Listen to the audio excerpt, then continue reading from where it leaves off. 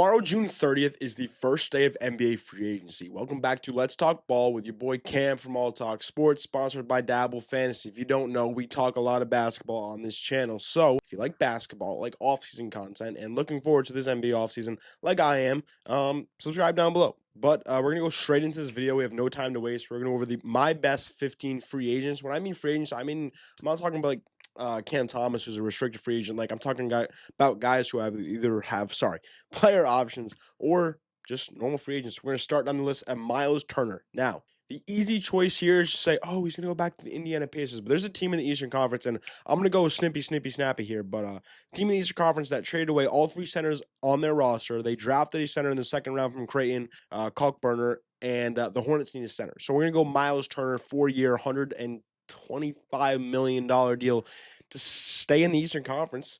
This would be a big hit for the Pacers, losing Tyrese Halliburton and Miles Turner in the same offseason, but that would suck. Moving on to another center, Brook Lopez. He's going to be paid. And there's a team in the Western Conference that, again, needs a center. They don't have the money to do it, but I think they'll do a sign-and trade with the Milwaukee Bucks, and I think that'd be the Los Angeles Lakers. Obviously need a center more than anything else on that roster.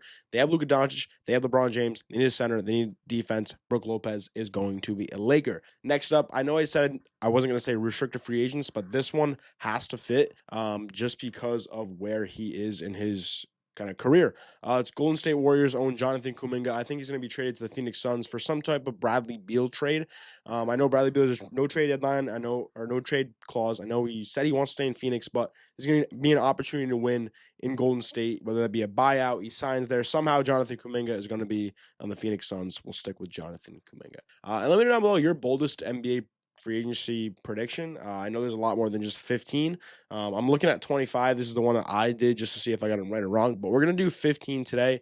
Let me know down below your boldest take. I reply to every single comment. We're going to go into Dabble Fantasy later, but let's keep down the list. That would be Ty Jerome, big point guard / shooting guard, big part of that Cavs success.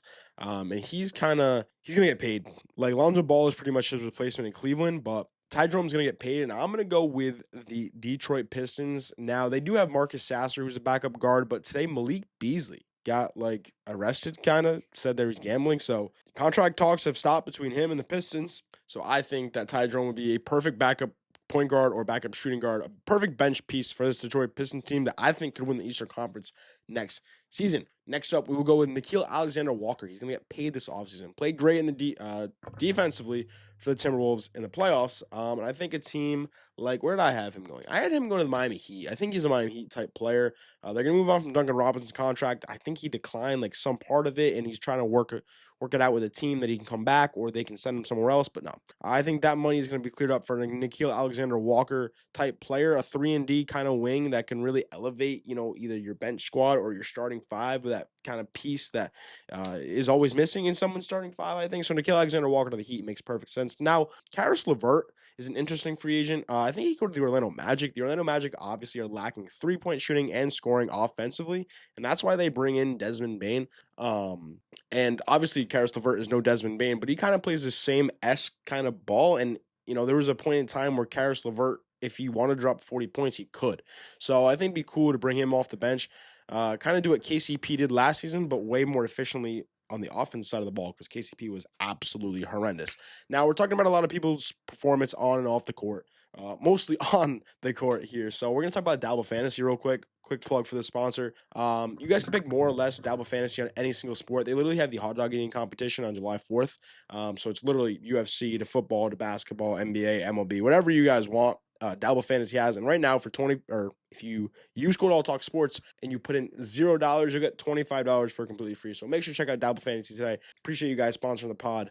But let's keep it rolling. So we went over Caris LeVert. Next up is Clint Capella, and I think the Golden State Warriors are going to be obviously lacking center position. Quentin Post tried to play center for them this season. Obviously, that didn't work out. Trace Jackson Davis, Kevon Looney, those are guys rotational pieces that can come in and out. Those are not starting centers in the NBA, and who has been starting center in the NBA for the last 10 to 15 years? It's been Clint Capella.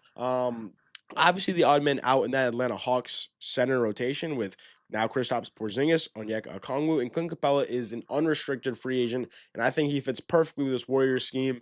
Maybe they do a sign and trade with Kuminga somehow, because I know the Hawks still have a trade exception from the DeJounte Murray trade, so maybe Kuminga ends up with the Atlanta Hawks and they go full on in for this year, while the East is pretty banged up. Next player on my list is Dorian Finney-Smith. He declined his player option with the Los Angeles Lakers, and I think, we talk about the Hawks a lot, I think DFS could be a Hawk. I think this is perfect fit off the bench. Even a start at the forward if you want to bring Onyeka Okongwu off the bench, while Jalen Johnson, I know it's going to be Jalen Johnson, Tyson Daniels, Trae Young, etc., Kristaps Porzingis.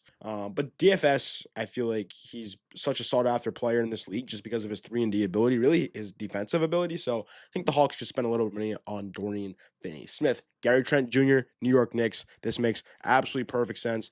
The Knicks are looking for a scorer off the bench, especially if they're trying to maybe Deuce McBride may be involved in trade rumors for maybe Jaren Jackson Jr. or something like that, obviously with, maybe Mikal Bridges or OG Anunoby, something like that. So I really do think that, what's his name? Gary Trent Jr. could be a spark plug off the bench, kind of like a Deuce McBride-esque role, but play with Deuce McBride. This Knicks bench is just so lackluster. They could use anybody on this list. Next up, we have Al Horford. I think he's going to return to the Celtics. If he doesn't return to the Celtics, my heart will be broken. I am a Celtics fan, and he's pretty much, I hope number 42 is hanging in the rafters one day. Shout out Al Horford. Really nothing else I got to say about Al. D'Angelo Russell, I think he's just going to return to the Brooklyn Nets. The Nets drafted a lot of guards in the draft, so I was like, are they going to bring him back? But why not bring back D'Angelo Russell? He's really the only team that can pay him, maybe that $8 to $12 million range. And he can be kind of a vet in the locker room for all those young players. So I think D'Angelo Russell back to Brooklyn. That makes perfect sense.